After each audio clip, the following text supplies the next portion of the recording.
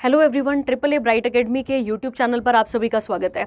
आज हम फिर से एक इम्पॉर्टेंट पेपर करेंगे जो कौन सा वाला है आपके पास, एक्साइज का पेपर है 2023 का, और इसके बारे में डिटेल में बात करेंगे। आई होप आप अपनी पुरानी वीडियोस ज़रूर देख रहे होंगे, और अगर आप पुरानी वीडियोस देख रहे हैं तो PSSB का जो परसों पेपर हुआ है उसमें से एक अद्धा क्वेश्चन वहाँ पर आया हुआ है, ठीक है। तो जैसे लाला लाजपत राय की बर्थ एनिवर्सरी पूछी हुई है, तो अगर आप प्रीवियस ईयर वीडियोस देख रहे हैं तो मैंने आपको एक क्वेश्चन के साथ मल्टीपल क्वेश्चन बनाना सिखाया है, ठीक है, जो कि आपके पेपर के लिए ही नहीं, आपकी मेमोरी के लिए भी बड़ा इंपॉर्टेंट है, ठीक है। आप मतलब ऐसे याद रखेंगे। अगर आप मैं कभी भी अगर आपको मैं लाला लाजपत राय बोलूं तो आपको वो 4-5 फैक्ट उनके साथ, मैं ये तो नहीं कहती सारा ही फैक्ट याद होना चाहिए, पर 4-5 आपको याद रखना पड़ेगा, ठीक है। चलिए तो स्टार्ट करते हैं। आज आपका पेपर कौन सा वाला पेपर था? ये एक्साइज का पेपर, इंपॉर्टेंट पेपर है। इसके साथ बनने वाले क्वेश्चंस को डिटेल में चेक करेंगे, ठीक है। चलिए तो स्टार्ट करते हैं। अपने पास पहला इंपॉर्टेंट करंट अफेयर्स, पहला इंपॉर्टेंट क्वेश्चन आपके पास, देखते हैं क्या बात की गई है इसके बारे में।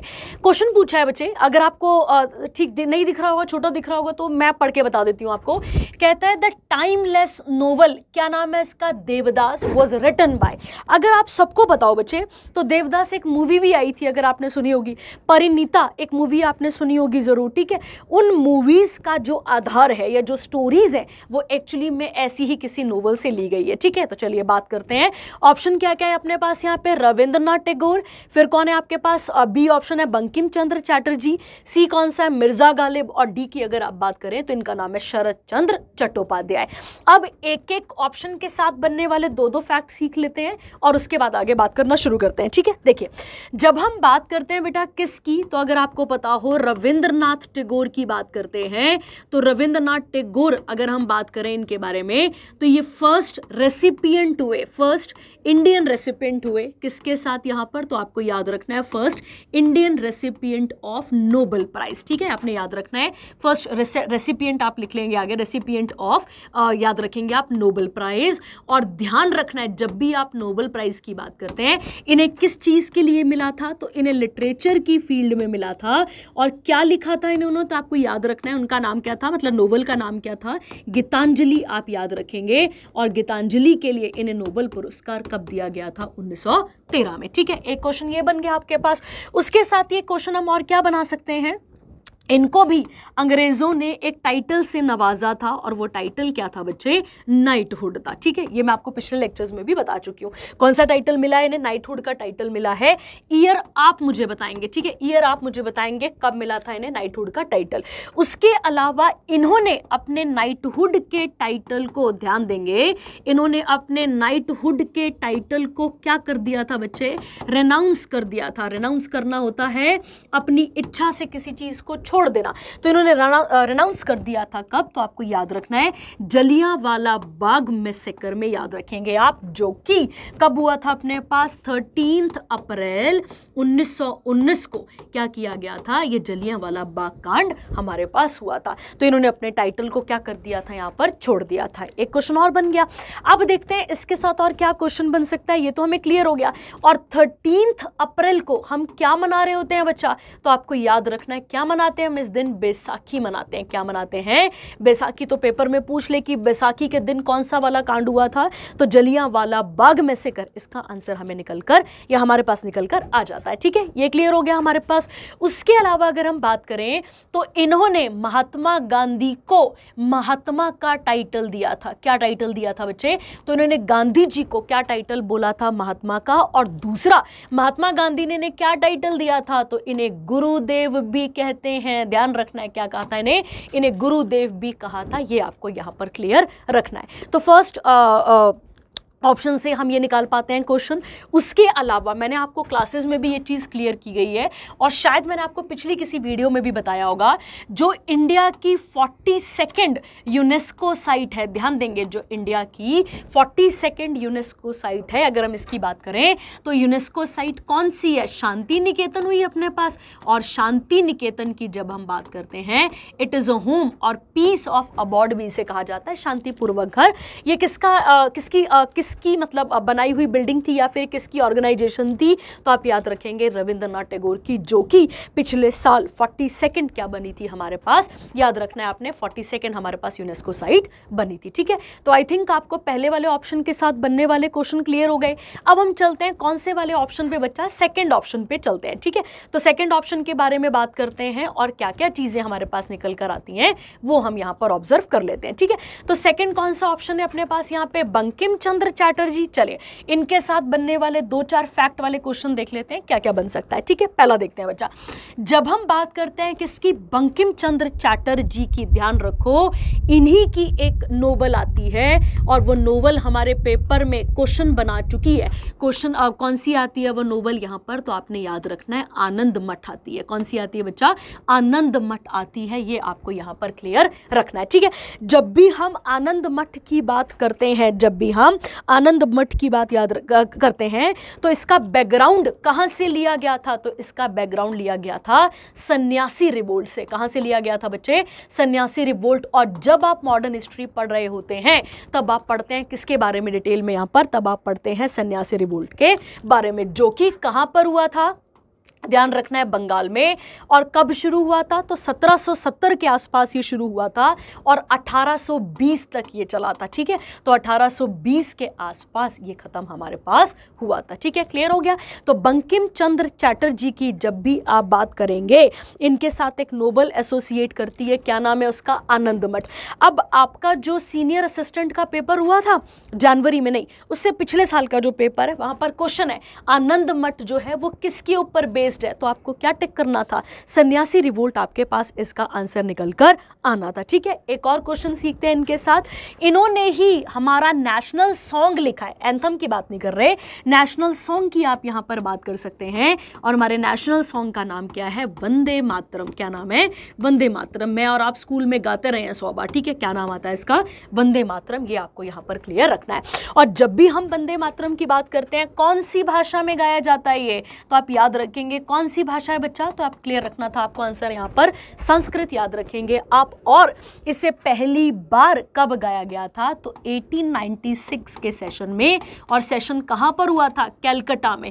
जब भी बच्चा मैं सेशन बोलती हूँ मतलब मैं इंडियन नेशनल कांग्रेस की बात कर रही हूँ यहाँ पे, किसके बारे में बात कर रही हूँ यहाँ पे, इंडियन नेशनल कांग्रेस के बारे में बात कर रही हूँ। तो 1896 में पहली बार कौन सा गाना गाया गया था, वंदे मातरम। और Vande Mataram is composed bye, तो क्या टिक करेंगे आप, तो आप टिक करेंगे बंकिम चंद्र चैटर्जी। ये आपको यहाँ पर क्लियर रखना है। ठीक है, क्लियर हो गया आपके पास। उसके अलावा मिर्जा गालिब की तो क्या ही बात करें, आप देखते हैं गालिब आप ये कहते हैं, गालिब आप वो कहते हैं, चलो वो तो तुम शायरी तुम सुनते ही होंगे। ठीक है, अब आते हैं ऑप्शन नंबर डी पे। क्या हमने ऑप्शन नंबर 1 से लेकर सी तक ऐसा कुछ भी पढ़ा कि देवदास नोबल इनकी है, बिल्कुल नहीं। तो आंसर हमारे पास क्या आना था बच्चा, कि देवदास नोबल जो है वो किसकी आती है, तो आपको याद रखना है शरत चंद्र चट्टोपाध्याय की। किसकी आती है बच्चा, तो आपको याद रखना है शरत चंद्र चट्टोपाध्याय की। ये निकल कर आती है हमारे पास क्या, इनकी यहाँ पर नोबल। ठीक है, इनकी और भी बहुत सारी नोबल है, जैसे चरित्रहीन। ठीक है, याद रखना है आपने, चरित्रहीन इनकी एक और आपके पास क्या निकल कर आती है, नोबल। उसके अलावा अगर हम बात करें तो एक आती है परिणीता। ठीक है, क्या नाम आता है इसका, परिणीता, जो कि मूवी भी थी जिसमें विद्या बालन ने रोल प्ले करा है, परिणीता निकल कर आती है। उसके अलावा अगर हम बात करें, उसके अलावा आती है श्रीकांत। ठीक है, याद रखेंगे आप, एक और कौन सी आती है, श्रीकांत। और एक आती है, अब मैं आपको एक और चीज सिखाती हूँ, ये जो शरत चंद्र चट्टोपाध्याय बेटा ये कब एक्टिव थे, तो आपको याद रखना है जब इंडिया में फ्रीडम स्ट्रगल चल रहा था, जब इंडिया में फ्रीडम स्ट्रगल चल रहा था। ठीक है, तो इन्हीं की एक और किताब आती है, किताब भी क्या, किताब भी आती है, उस किताब का नाम आता है बच्चे पत्थरदाबी। क्या नाम आता है इस किताब का, पत्थरदाबी, और पत्थरदाबी भी इसे कहा जाता है। ठीक है, ये जो किताब है बच्चे इसे बैन कर दिया गया था, किसके द्वारा, तो आपने याद रखना है बैंड बाय ब्रिटिश गवर्नमेंट। ठीक है, क्यों, क्योंकि ये किसका क्रिटिसिज्म कर रही होगी या किसकी पिक्चर के बारे में बता रही होगी, ब्रिटिशर्स के बारे में, और अंग्रेजों ने इसे क्या कर दिया था बच्चे, बैन कर दिया था। ठीक है, उसके अलावा कब पब्लिश हुई थी ये वाली, तो आप याद रखेंगे 1926 में से पब्लिश किया गया था। ठीक है, अगर आप एसएससी का पेपर उठाते हैं वहां पर ये पत्थर दाबी वाला क्वेश्चन आ रखा है, ठीक है। तो हमें क्या टिक करना था, शरद चंद्र चट्टोपाध्याय। तो आई थिंक आपको पहला क्वेश्चन क्लियर हो चुका है यहाँ पर। और पहला क्वेश्चन किसके बारे में बात करता था, देवदास नोबल के बारे में बात करता था, ठीक है। और मूवी भी है ना इसके ऊपर, देवदास संजय लीला बंसाली वाली, हाँ वो आप देख सकते हैं। परिणीता आप देख सकते हैं, इनके ऊपर मूवी है। और अगर हम फ्रीडम स्ट्रगल से जोड़ें थोड़ा सा, तो कौन सा आंसर निकल कर आता है, पथेर दाबी हमारे पास आंसर निकल कर आ जाता है, ठीक है। चलिए बढ़ते हैं आगे। ये हो गया आपके पास पहला इंपॉर्टेंट क्वेश्चन। आई होप आपको पहला इंपॉर्टेंट क्वेश्चन समझ में आया होगा। अब हम बढ़ते हैं किसकी तरफ बच्चा, अब हम बढ़ते हैं सेकंड किसकी तरफ, सेकंड क्वेश्चन की तरफ बढ़ते हैं। और सेकंड क्वेश्चन क्या है, पढ़ते हैं इसके बारे में। कहता है बरदोली सत्याग्रह वाज लेड बाय, तो क्या ऑप्शन है अपने पास, राजेंद्र प्रसाद, महात्मा गांधी, वल्लभ भाई पटेल, मोरारजी देसाई, ठीक है। चलिए ये आपके पंजाब के पेपर का पेट क्वेश्चन है। मैंने आज तक जितने भी आपके पेपर सॉल्व करवाए हैं, मतलब आपके साथ नहीं क्लासेस में सॉल्व करवाए हैं, तब भी मैंने कई बार बोला है कि ये बरदोली सत्याग्रह वाला क्वेश्चन पेट है आपके लिए, पेट, ठीक है। देखते हैं इसके बारे में बात करते हैं, ठीक है। चलिए आंसर टिक है ये ऑलरेडी, पर कोई बात नहीं, हम इसके साथ फैक्ट सीखते हैं। पहला देखते हैं बच्चा, ठीक है। देखिए जब हम राजेंद्र प्रसाद की बात करते हैं, ठीक है, राजेंद्र प्रसाद की बात करते हैं, ये राजेंद्र प्रसाद जो हैं, बात करें तो ये इंडिया के फर्स्ट प्रेसिडेंट हमारे पास उभर कर आते हैं, ठीक है। तो आजाद भारत के पहले राष्ट्रपति कौन निकल कर आते हैं हमारे पास, तो आपको याद रखना है पहले राष्ट्रपति निकल कर आते हैं कौन, डॉक्टर राजेंद्र प्रसाद, ठीक है। इन्होंने एक बहुत इंपॉर्टेंट रोल प्ले करा है किसमें, इंडियन फ्रीडम स्ट्रगल में भी। तो ये भी आपको याद रखना है कहां पर इन्होंने साथ दिया है, इंडियन फ्रीडम स्ट्रगल में।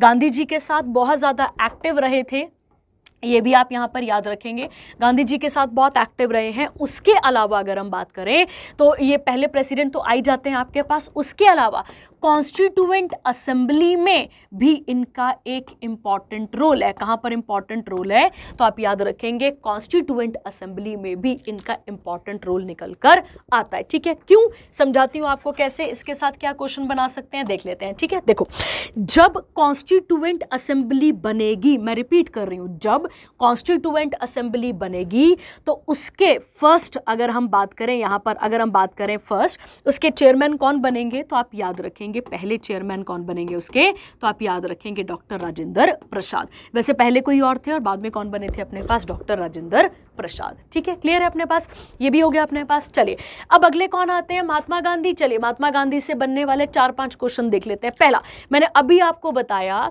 कि महात्मा गांधी को महात्मा का टाइटल किसने दिया था, रविंद्रनाथ टैगोर ने। और रविंद्रनाथ टैगोर को गांधी जी ने क्या टाइटल दिया था, गुरुदेव करके, ठीक है। चलिए बात करते हैं, इन्हीं को क्या बोलते हैं बच्चा, हम इन्हीं को फादर ऑफ द नेशन कहते हैं। क्या कहते हैं इनको हम यहाँ पर, फादर ऑफ द नेशन कहते हैं।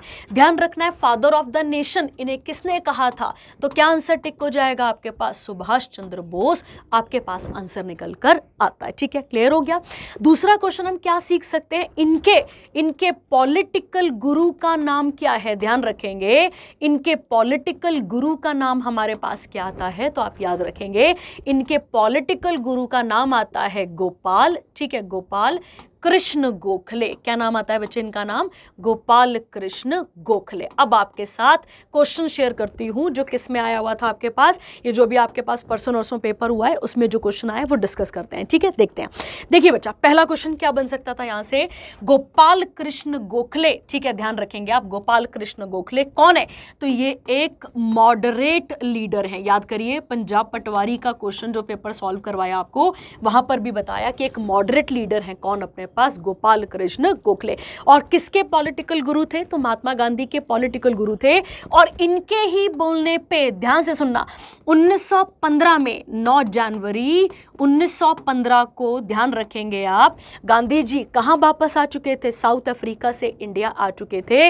और 1916 में किसके बोलने पर भारत की पॉलिटिक्स को ज्वाइन नहीं करेंगे गांधी जी, तो किसके बोलने पे नहीं करेंगे, गोपाल कृष्ण गोखले के। और उसके बाद क्वेश्चन क्या बनता है, इनका पहला, ध्यान देंगे, इनका पहला पब्लिक अपीयरेंस कहां दिखता है हमें, तो इनका पहला पब्लिक अपीयरेंस जो कल परसों आपके PSSB के पेपर में क्वेश्चन है वो कहां पर बनेगा आपके पास, तो इनका पब्लिक अपीयरेंस कहां मिलता है आपको, बनारस हिंदू, ध्यान लिख लेंगे आप इसे, बनारस हिंदू यूनिवर्सिटी में हमें देखने को मिलता है। ठीक है, तो ये आंसर आपने पिछले जो क्लासेस जो क्वेश्चन हुआ है आपके पास PSSB का, वहां आपको ये टिक करना था। ठीक है, क्लियर हो गया आपके पास। अब ये निकल कर आ गए आपके पास एक important question, father of the nation इन्हें किसने कहा है? सुभाष चंद्र बोस ने। इनके पॉलिटिकल गुरु कौन थे? गोपाल कृष्ण गोखले। गोपाल कृष्ण गोखले नरम दल के कह सकते हो आप लीडर हैं। कौन से आपके पास हैं? ये नरम दल के लीडर हैं। और जब हम बात करते हैं गांधी जी की, तो 9 जनवरी 1915 को गांधी जी वापस आए थे। कहां से? साउथ अफ्रीका से इंडिया आए थे। कहां से वापस आए थे बेटा? तो आप याद रखेंगे साउथ अफ्रीका से इंडिया वापस आए थे। ठीक है, और 9 जनवरी इज सेलिब्रेटेड एज, तो आप याद रखेंगे 9 जनवरी इज सेलिब्रेटेड एज, तो आप याद रखेंगे प्रवासी भारतीय दिवस। क्या मनाते हैं इस दिन हम? प्रवासी भारतीय दिवस। और इसी को NRI डे भी कहा जाता है। क्या कहते हैं इसको हम? क्या कहते हैं मैंने?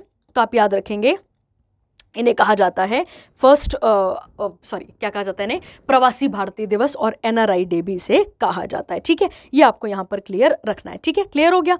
अब आगे बढ़ते हैं। इसके बाद यहाँ पर हम इसके बाद अगर हम आगे बात करते हैं, इनकी पहली पब्लिक अपीयरेंस कहाँ पर हुई थी बच्चा? तो याद रखेंगे बनारस हिंदू यूनिवर्सिटी में। ये आपने आंसर वहाँ पर टिक करके आना था। ठीक है, चलिए ये हो गए 2 आपके पास। चलिए आगे बात करते हैं इसके बारे में और डिटेल में आगे समझते हैं। ठीक है, चलिए ये मिटा देती हूँ मैं एक बारी। अब आता है थर्ड ऑप्शन अपने पास। ठीक है, थर्ड कौन सा आता है अपने पास ऑप्शन? थर्ड आता है अपने पास कौन सा वाला ऑप्शन? सरदार वल्लभ भाई पटेल। चलो मैंने आपको आंसर बता दिया। क्या आंसर निकल कर आएगा यहाँ पे? वल्लभ भाई पटेल वाला आंसर हमारे पास निकल कर आता है। ठीक है, चलिए क्वेश्चन जोड़ते हैं और क्वेश्चन जोड़ना सीखते हैं। जब हम बात करते हैं किसकी बच्चा, सबसे पहले आपको याद रखना है हम बात किसकी करने जा रहे हैं यहाँ पे? बरदोली सत्याग्रह की हम यहाँ पर बात करने जा रहे हैं। बरदोली सत्याग्रह कब हुआ था? तो आपको क्या टिक करना था? 1928 पहला आंसर आपके पास निकल कर आता है। बरदोली सत्याग्रह कहां पर हुआ? तो कहां पर हुआ था बच्चे? ये गुजरात में।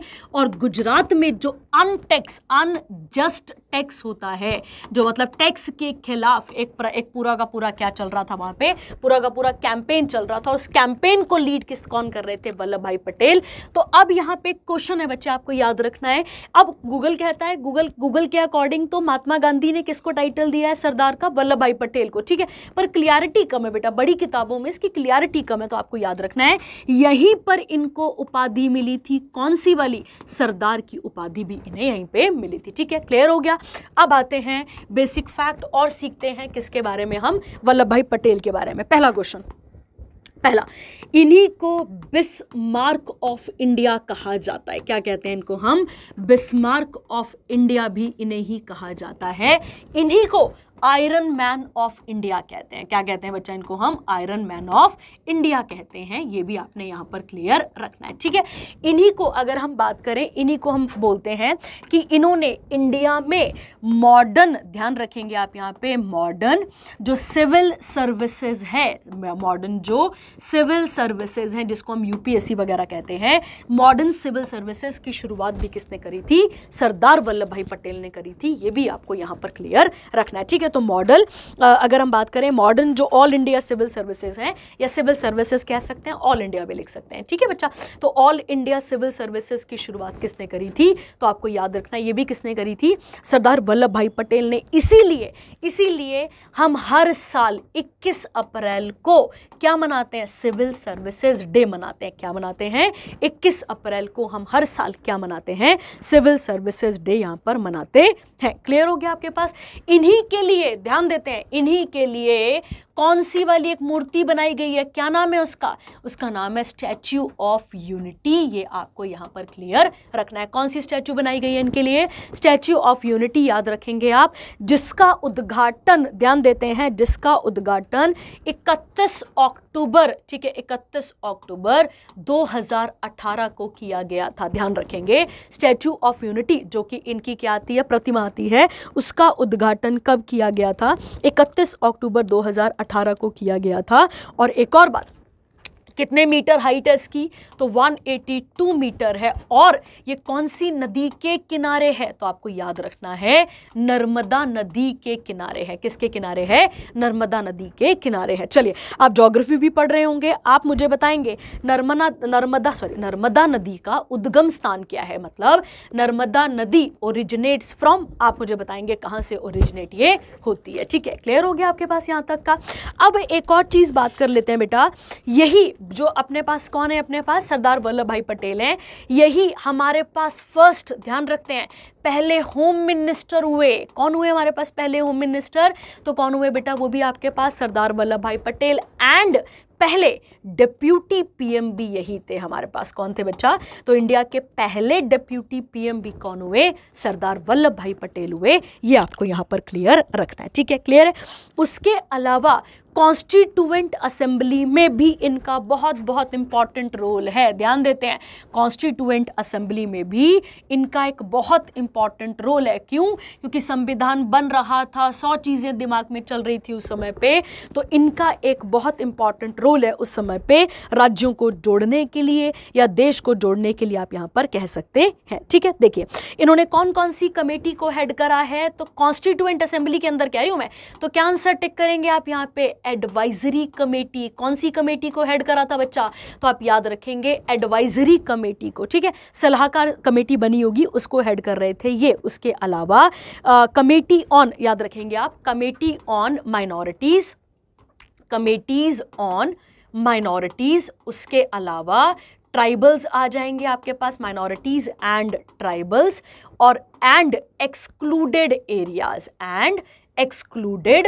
एरियाज, ये भी आपको यहां पर क्लियर रखना है। ठीक है, 2 कमेटीज हो गई, तो कमेटीज ऑन माइनॉरिटी, उसके बाद क्या लिखेंगे आप यहां पे, ट्राइबल एंड एक्सक्लूडेड एरियाज, ये आपको यहां पर क्लियर रखना है। और उसके अलावा जो प्रोविजनल, ध्यान देंगे आप यहां पे, जो कि कौन सी थी, प्रोविजनल कॉन्स्टिट्यूशनल कमेटी थी, कॉन्स्टिट्यूशनल कमेटी थी, उसके भी हेड कौन थे, तो उसके भी हेड कौन थे, तो आपको याद रखना है प्रोविजनल कॉन्स्टिट्यूशनल कमेटीज का आंसर आ जाएगा। ठीक है, चलिए ये हो गई 3 कमेटीज को हेड कौन कर रहे थे, सरदार वल्लभ भाई पटेल। क्लियर हो गया सबके पास।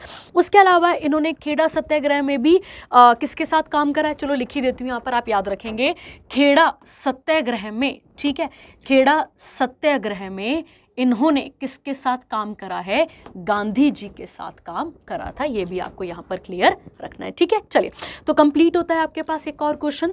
अब आते हैं मोरारजी देसाई पे। आप मुझे बताएंगे क्या मोरारजी देसाई पहले नॉन कांग्रेस पीएम है या नहीं है, आप मुझे बताएंगे। ठीक है, चलिए आगे बात करते हैं, अगले क्वेश्चन पे बढ़ते हैं। ठीक है, अगला क्वेश्चन है, who among the following was the first martyr of revolt of 1857। चलिए, अगर आपको याद हो तो आप ही के जो ये पटवारी का पेपर हुआ था, वहां पर भी मैंने आपको सॉल्व करके दिया था किसके बारे में क्वेश्चन, इसके बारे में क्वेश्चन सॉल्व करके दिया था। चलो कोई बात नहीं, यहाँ पे फिर से सीखते हैं 4-5 क्वेश्चन और। ठीक है, चलिए बात करते हैं, क्या नाम है इसका, रिवोल्ट ऑफ 1857। आई होप आपने पुरानी वाली वीडियो देखी होगी, पुरानी वाली वीडियो देखेंगे नहीं तो कुछ ना कुछ क्वेश्चन आप फैक्ट वहां पर छोड़ देंगे। ठीक है, चलिए देखते हैं पहला क्वेश्चन बच्चा। पहला क्वेश्चन, इसी को और किस नाम से जाना जाता है, तो इसी को सिपॉय म्यूटनी कहा जाता है। क्या कहा जाता है बच्चे इसे, तो इसे सिपॉय म्यूटनी कहा जाता है। सेकंड आपको याद रखना है, इसी को कहा जाता है फर्स्ट वॉर ऑफ इंडिपेंडेंस। क्या कहा गया बच्चे इसे, फर्स्ट वॉर ऑफ इंडिपेंडेंस भी इसे कहा गया। ये भी आपने यहां पर क्लियर रखना है। और किसने कहा था, तो आपको याद होगा वीडी सावरकर। क्या नाम आता है, वीडी सावरकर, ये आपने यहां पर क्लियर रखना है। अब पिछले लेक्चर पे भी शायद मैंने आपको जोड़ के बताया होगा कि वीडी सावरकर से आपके पेपर में क्या क्वेश्चन बना था, ध्यान देना, आपके सीनियर असिस्टेंट के पेपर में क्वेश्चन था कि वीडी सावरकर की ऑर्गेनाइजेशन का नाम क्या था, तो इसका आंसर था अभिनव भारत सोसाइटी। क्या नाम था इसका, अभिनव भारत सोसाइटी। ठीक है, जिसका पुराना नाम क्या है, ध्यान देते हैं, जिसका पुराना नाम था मित्र मेला। क्या नाम था इसका पुराना नाम, मित्र मेला। ये आपने यहां पर क्लियर रखना है। ठीक है, ये क्वेश्चन आपके पास पेपर में था। ठीक है, उसके अलावा अगर हम बात करते हैं किसके, रिवोल्ट ऑफ 1857 की, तो रिवोल्ट ऑफ 1857 के टाइम पर गवर्नर जनरल ऑफ इंडिया कौन है? तो आप याद रखेंगे गवर्नर जनरल ऑफ इंडिया कौन था? लॉर्ड कैनिंग था। कौन था बच्चे? लॉर्ड कैनिंग था। ठीक है, चलिए अब कैनिंग से बनने वाला एक दो फैक्ट और सीखते हैं। कैनिंग की जब भी आप बात करते हैं, ये इंडिया में क्या इंट्रोड्यूस करा था इसने? तो इंडिया में इंट्रोड्यूस करा था पोर्टफोलियो सिस्टम। क्या इंट्रोड्यूस करा था? Portfolio system. आप मुझे बताएंगे पोर्टफोलियो सिस्टम का मतलब क्या होता है? ठीक है, क्या पोर्टफोलियो का सिस्टम मंत्रालय से कुछ जुड़ता है, डिपार्टमेंट से कुछ जुड़ता है? आप मुझे बताएंगे इसके बारे में। ठीक है, उसके अलावा अगर हमसे पूछा जाए कि रिवोल्ट ऑफ 1857 में, ध्यान देंगे, रिवोल्ट ऑफ 1857 में मुगल एम्परर कौन है? तो मुगल एम्परर है बहादुर शाह टू। कौन आता है बच्चे? बहादुर शाह टू। और इसी बहादुर शाह टू को हम और किस नाम से जानते हैं? जफर के नाम से जानते हैं। क्या कहते हैं इसको? जफर। क्योंकि भाई साहब को शायरियाँ लिखने का शौक था, तो भाई साहब लिखा करते थे शायरी वगैरह, तो आपको याद रखना है।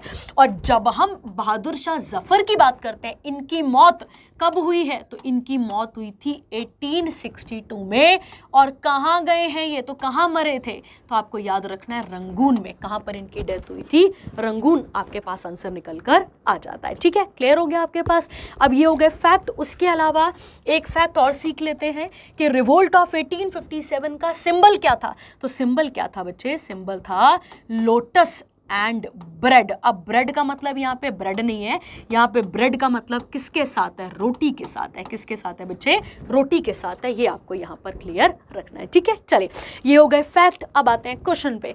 तो पहला व्यक्ति जो कि शहीद हुआ था किसमें? रिवोल्ट ऑफ 1857 में। उनका नाम क्या है? तो चलिए उनके साथ क्वेश्चन भी सीखते हैं और कुछ और फैक्ट भी देख लेते हैं। चलिए बात करते हैं। ठीक है, पहला बात करते हैं बेटा किसके बारे में? ऑप्शन क्या क्या है? तो एक है पटलू खान। पटलू खान तो हमने पढ़ा ही नहीं। उसके बाद है इजराइल पांडे। नहीं भैया, इजराइल तो कंट्री है। उसके अलावा अमर सिंह और एक और नाम क्या लिखा हुआ है भाई? मंगल पांडे। ठीक है, तो जब भी आप किसकी बात करते हैं? मंगल पांडे की बात करते हैं, तो आंसर निकल कर आता है मंगल पांडे। मैंने आपको क्लासेस में स्टोरी भी सुनाई है इसके साथ की। चलिए बात करते हैं। Mangal Pandey 34th native battalion के कौन थे? 34th नेटिव इन्फेंट्री बटालियन से ये बिलोंग करते थे। जैसे आज आर्मी की बटालियन है, बीएसएफ की बटालियंस हैं, वैसे ही ये बटालियन किससे थे? तो 34th नेटिव इन्फेंट्री से। ये बटालियन कहाँ काम कर रही थी? तो ये बटालियन काम कर रही थी बैरकपुर। अब अंग्रेज लिखते हैं बैरकपुर, हम बोलते हैं बैरकपुर। कहाँ पर आता है ये बैरकपुर? तो आज पश्चिम बंगाल में हमें देखने को मिलता है। क्लियर हो गया आपके पास ये वाला भी? और इन्होंने परेड के दौरान, ठीक है, संडे के दिन परेड के दौरान ध्यान रखेंगे आप, किस किस को गोली मारी थी? तो लेफ्टिनेंट बॉग। किसे गोली मारी थी? लेफ्टिनेंट बॉग और लेफ्टिनेंट यूसन। ये आप यहाँ पर याद रखेंगे। इन्हें गोली मार दी थी किसने? मंगल पांडे ने। और बदले में इनको फांसी दे दी गई थी। कब? तो आप याद रखेंगे 8 अप्रैल 1857 को इन्हें फांसी पर टंगा दिया गया था। ठीक है, क्लियर हो गया सबके पास? तो आंसर क्या निकल कर आता है हमारे पास? मंगल पांडे। अब याद करिए, अगर तुम पुरानी वीडियोस देख रहे हो बेटा, अगर तुम पुरानी वीडियोस देख रहे हो तो वहां पर मैंने कुछ इंपॉर्टेंट पार्टिसिपेंट बताए थे किसके? रिवोल्ट ऑफ 1857 के। तो आप मुझे कमेंट्स पे बताएंगे। ठीक है, अगर आप आंसर देंगे तो हम आपके लिए और भी कुछ क्रिएटिव लेकर आ सकते हैं यहाँ पे। ठीक है, तो आंसर देना मैंडेटरी है। चलिए आगे बढ़ते हैं। क्लियर हो गया? चलिए अगला क्वेश्चन देखते हैं। इसके बाद अगला आता है अपने पास कौन सा question? Which among the following act is known to be the beginning of parliamentary system? अच्छा बेटा, अब ये जो क्वेश्चन है ना, वैसे इस क्वेश्चन का थोड़ा सा बैकग्राउंड कुछ और है, और इसके बैकग्राउंड को तैयार करते हुए हम कहाँ पर पहुँचते हैं? हम पहुँचते हैं अपने आंसर तक। ऑप्शन में क्या क्या है? 1892। अब देखो बेटा, जो बी ऑप्शन है 1904, ये तो कोई एक्ट ही नहीं है ना, काउंसिल एक्ट थोड़ी 1904 में, यूनिवर्सिटीज एक्ट आया था, तो कोई लेना देना ही नहीं है इसके साथ। तो बचे 3 ऑप्शन। कौन कौन सा? 92, 1909, 1919। ठीक है, पहला क्वेश्चन देखते हैं। 1909 का दूसरा नाम है मॉर्ले मिंटो रिफॉर्म। क्या कहते हैं इसको हम? Morley Minto reform. और जब भी हम मॉर्ले मिंटो की बात करते हैं, मॉर्ले कौन थे? तो मॉर्ले कौन थे? Secretary of state. कहाँ पर बैठा करता था ये बंदा? इंग्लैंड में। क्या नाम था इसका? Secretary of state. आपको यहाँ पर याद रखना है, जब भी हम मिंटो की बात करते हैं, मिंटो कौन है भैया? तो मिंटो कौन है? उस समय का वाइसरॉय। और कौन सा वाला मिंटो है? तो आपको याद रखना है मिंटो 2 है, क्योंकि मिंटो 1 तो महाराजा रंजीत सिंह के साथ ट्रीटी नहीं करेगा, तो वो तो 1 हो गया ना, ये 2 हो गया। तो आपने ध्यान रखना है कौन सा वाला मिंटो है, ये मिंटो 2 है। तो इसी को इंडियन काउंसिल एक्ट ऑफ 1909 को क्या कहते हैं? मॉर्ले मिंटो रिफॉर्म भी इसे कहा जाता है। अब एक क्वेश्चन और देखिए, गवर्नमेंट ऑफ इंडिया एक्ट 1919, इसी का दूसरा नाम है मॉन्टेग, ठीक है। और एक बात और याद रखनी है, जो पहला नाम होगा वो हमेशा किसका होगा? सेक्रेटरी ऑफ स्टेट का। और मैं आपको बता दूं, ये 2 ही ऐसे एक्ट हैं जिसमें आपको ये नाम मिलेंगे, अदरवाइज कहीं नहीं मिल रहे, ठीक है। मॉन्टेग और इसी के साथ आता है चेम्सफोर्ड, ठीक है। तो मॉन्टेग चेम्सफोर्ड रिफॉर्म भी इसे कहा जाता है। अब जरा सा देखो, मॉन्टेग कौन हो गया? मैंने भी बताया, पहला नाम किसका होगा? सेक्रेटरी ऑफ स्टेट का। और दूसरा कौन होगा बच्चे? तो दूसरा कौन होगा? वाइसरॉय होगा। ये आपको यहाँ पर क्लियर रखना है, ठीक है। क्लियर हो गया? तो मॉन्टेग चेम्सफोर्ड रिफॉर्म भी इसी को कहते हैं और इसी को कहा जाता है गवर्नमेंट ऑफ इंडिया एक्ट 1919, ठीक है। चलिए अब आते हैं क्वेश्चन पे। इंडियन काउंसिल एक्ट ऑफ 1892 का कोई अदर नाम नहीं है, ठीक है। चलिए अब आते हैं बच्चा क्वेश्चन पे। इस क्वेश्चन के बारे में थोड़ा सा डिटेल में बात करते हैं और समझ लेते हैं कि क्या क्या चीजें किस किस प्रोविजन के अंदर बोली गई होंगी, ठीक है। देखते हैं पहला बच्चा, देखो बेटा, अब हम क्वेश्चन पे आ रहे हैं। क्या बोला है यहाँ पर? ऐसे एक्ट का नाम बताना है जिसमें बिगिनिंग हुई थी किसकी? पार्लियामेंट्री सिस्टम की। किसकी बिगिनिंग हुई थी? पार्लियामेंट्री सिस्टम की। तो एक्चुअली में बच्चा, जो पार्लियामेंट की जो मतलब ऐसा कह लो कि बिगिनिंग हुई थी, वो बिगिनिंग इसके टाइम पर नहीं हुई है, इनमें से किसी एक्ट के टाइम पर नहीं हुई है, वो एक्चुअली में हुई है कब? तो वो हुई थी चार्टर एक्ट ऑफ 1853। कौन से वाले एक्ट में? Charter act of 1853। याद करिए, मैं आपको हिस्ट्री की क्लास में भी इसके बारे में डिटेल में बताती हूँ। प्लस अगर आपने वीडियो कोर्स हमारा खरीदा हुआ है तो पॉलिटी के पहले लेक्चर पे, ठीक है, जो कि हिस्टोरिकल बैकग्राउंड है, उस पर भी मैंने आपको 1853 का एक्ट समझाया होगा, ठीक है। तो क्या बोल रहा है वहाँ पे? चार्टर एक्ट ऑफ 1853 ने पहली बार 2 काम अलग करे थे। ध्यान देते हैं क्या करा था यहाँ पर? 2 कामों को सेपरेट कर दिया था पहली बार। और वो 2 फंक्शन कौन कौन से थे? तो वो 2 फंक्शन कौन कौन से थे? लेजिस्लेटिव काउंसिल बना दी थी, का लेजिस्लेटिव मतलब कानून बनाने वाली बॉडी, और दूसरी का नाम क्या था? एग्जीक्यूटिव। क्या आती है यहाँ पे? एग्जीक्यूटिव बॉडी भी कह सकते हैं और एग्जीक्यूटिव काउंसिल भी कह सकते हैं, ठीक है। क्लियर हो गया? अब चार्टर एक्ट ऑफ 1833 के 15 के अंदर जो गवर्नर जनरल होता था, ध्यान देंगे, जो गवर्नर जनरल होता था बेटा, उसके कामों को 2 पार्ट्स में डिवाइड कर दिया। एक विंग क्या बना था? लेजिस्लेटिव काउंसिल, और दूसरा विंग क्या बना था यहाँ पे? Executive council. आपको याद रखना है, ठीक है।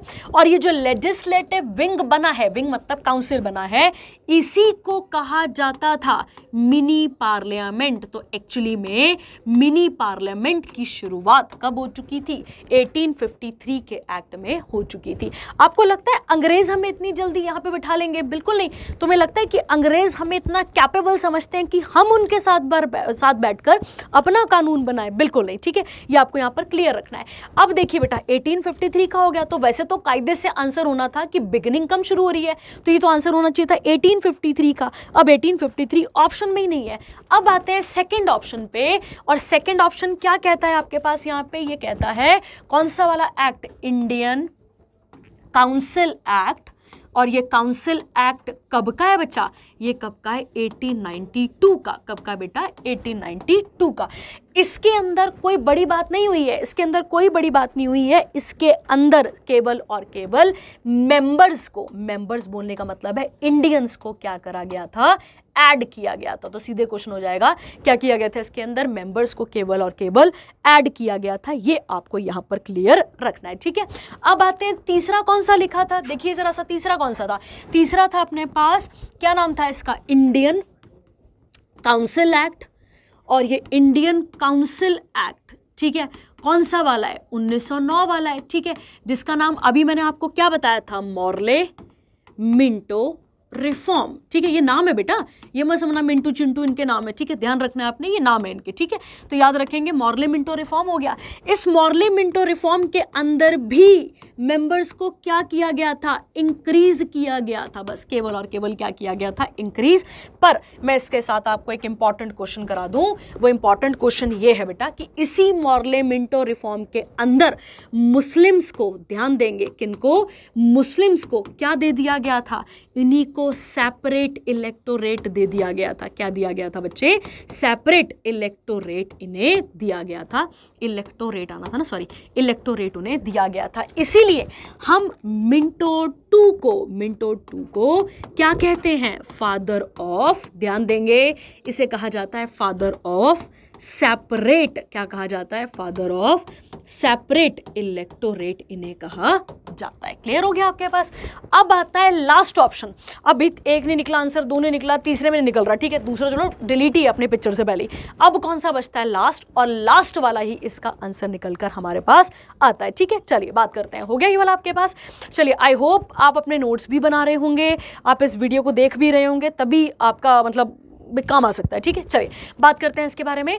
अब आता है लास्ट वाला एक्ट, जिसका नाम क्या है, जिसका नाम है आपके पास गवर्नमेंट ऑफ इंडिया एक्ट 1919, इसका नाम आपके पास निकल कर आता है, ठीक है। चलिए इसके बारे में बात करते हैं और इसको पढ़कर क्वेश्चन वाइंड अप करते हैं, ठीक है। चलिए अगर हम बात करें बच्चा, अगर हम बात करें तो इसी के अंदर, इसी एक्ट के अंदर बाय कैमरलिज्म लाया गया था। क्या लाया गया था बच्चे, बाय कैमरलिज्म। यूनी मतलब सिंगल, यूनी मतलब क्या होता है, सिंगल, बाय मतलब क्या हो गया, टू। तो ध्यान देंगे यहाँ पे टू हाउसेज, बाय कैमरल को आप क्या लिख देंगे, आप लिख देंगे टू हाउसेस, ठीक है। एक आता है अपर हाउस का कंसेप्ट, ध्यान देते हैं, एक क्या आता है अपर हाउस, जिसको काउंसिल ऑफ स्टेट्स भी कहा जाता है। क्लियर हो गया आपके पास। और दूसरा कौन सा आता है, तो दूसरा आपके पास आता है यहाँ पे लोअर हाउस, ध्यान देंगे क्या बोलते हैं इसको, लोअर हाउस।